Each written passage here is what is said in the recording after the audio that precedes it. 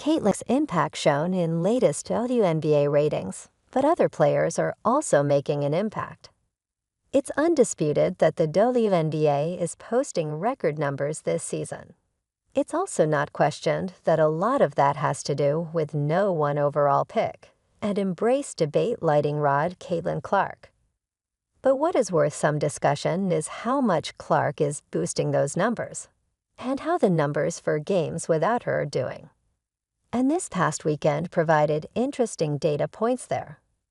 Unsurprisingly, the 2 weekend games featuring Clark and the Indiana Fever did particularly well. Indeed, Friday's Phoenix Mercury game against the Fever drew 1.34 million viewers on Scripps Sports ION, the largest WNBA audience for that network, which began its Friday night package last year, to date.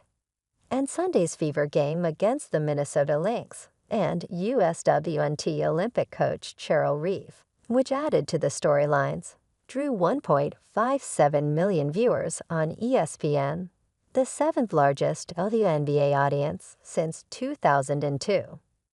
As John Lewis noted at Sports Media Watch, the 10 largest audiences since 2002 have all come this year, and they've all featured Clark. But Lewis also added that there's been significant success for WNBA games not involving Clark, and in some cases, not directly adjacent to her games. Here's more on how that showed up this weekend from his piece. What does this all mean? Well, maybe the main discussion is what this means for those who, like Pat McAfee, have complained about the rookie class discussion. McAfee infamously objected to that on his ESPN/YouTube show in June, saying, "Call it for what it is. There's one white boy for the Indiana team who is a superstar." That drew a lot of blowback for him, including from Venus and Serena Williams at the ESPYs. But putting aside the hyperbole on both sides, the ratings suggest McAfee had a point, but didn't fully cover the situation. As mentioned off the top, a lot of the current WNBA rise is about Clark, and attempts to downplay that aren't great. That doesn't mean that Clark should instantly be selected to the U.S. Olympic team or be automatically granted Rookie of the Year, but there are better arguments there than team winning percentage.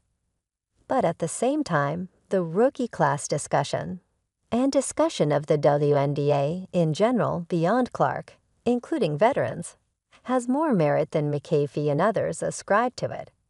The WNBA rise, and women's sports rise in general, has a lot to do with Clark, but it's not solely and exclusively about her. And the Iowa number there is notable on that front too. Yes, Clark helped with this particular result.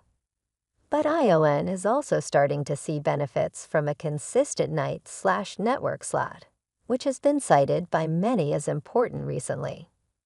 All in all, Clark certainly can, and should, be cited as a key WNBA ratings factor.